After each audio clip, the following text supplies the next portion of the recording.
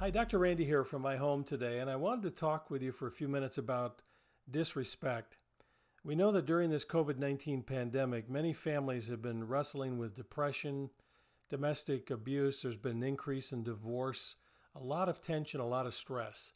So I can only imagine that disrespect is also an issue in many homes and families between parents and between parent and child. And so the question I want to sort of address today is, how do you confront disrespect in your home, in your life? A couple of things. One is, it all depends who it comes from. Frankly, there are some people in your life, as I talked yesterday, who are simply irregular people. You're never going to change them. There's nothing you can do to make them happy. They're just miserable people. They're people who just get up during the day and live their lives and muddle along and frankly create a lot of problems for other people. And you're never going to change them, so spending time trying to confront or resolve issues would be a waste of your time. Sometimes disrespect comes from a person you'll never see again, and it's worth just letting it go. But when you have a relationship with a person and you wonder where that disrespect came from, maybe it's unusual that they would say or do whatever they did. You know, when the Bible says if a person has an ought against you or an issue against you, sit down with them and try to resolve it. And so in those cases, if it's appropriate and to the extent that it's possible, to sit down with that person and try to resolve whatever it is that may have caused the disrespect. And you could simply start by saying, yesterday when you were talking to me, I heard you say this and I just really felt really kind of disrespected. And when you said that, I was wondering what was going on.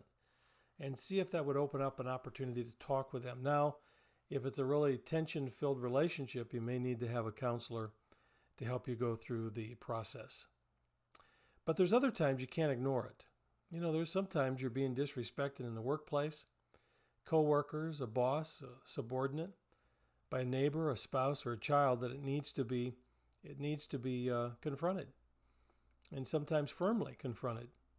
Because remember, disrespect is not a strength, it's a weakness. There's something going on in the life of a person that would cause them to feel that they can be disrespectful to you.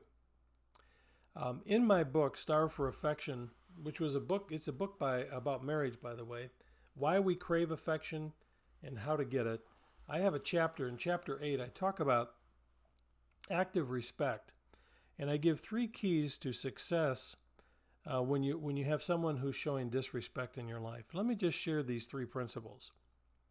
First of all, try to focus on the present behavior and the attitudes.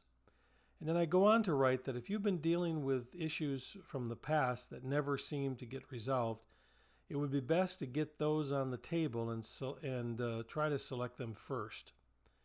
Unless you take care of unresolved issues from the past, they will show up in the present. And so as something comes up in the present, stick with the present behavior, because it may be that it was initiated by something in the past, but you don't want to go there quite yet. You could say something like, yesterday, when you said this to me, or when you did that, I really did feel a lot of disrespect.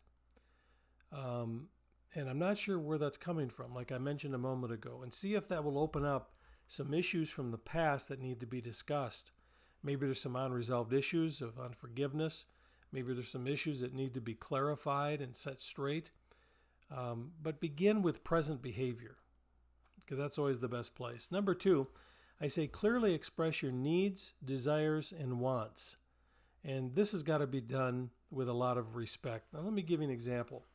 If you have a disrespectful teenager, and you just say, hey, yesterday when you asked for this, I really felt a lot of disrespect.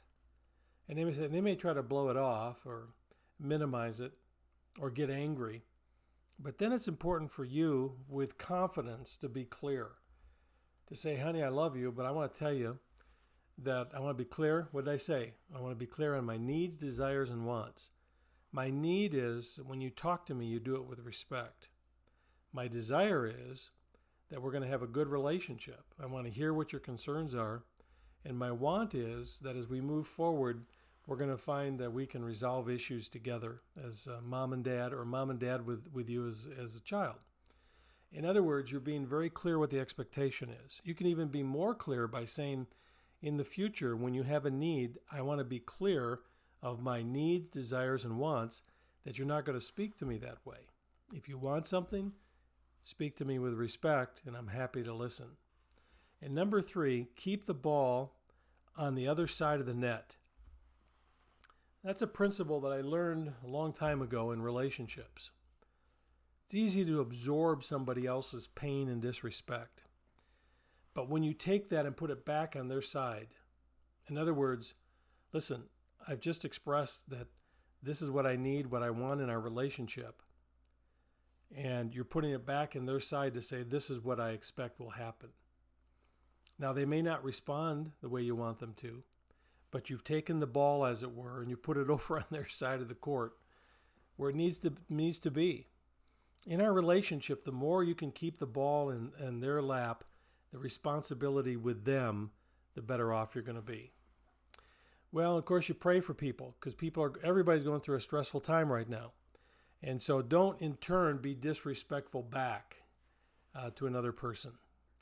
Well, there's just a few thoughts today. I'd love to hear your thoughts. How do you deal with disrespect in your home? What things are you saying or doing that are making it happier and healthier for you guys?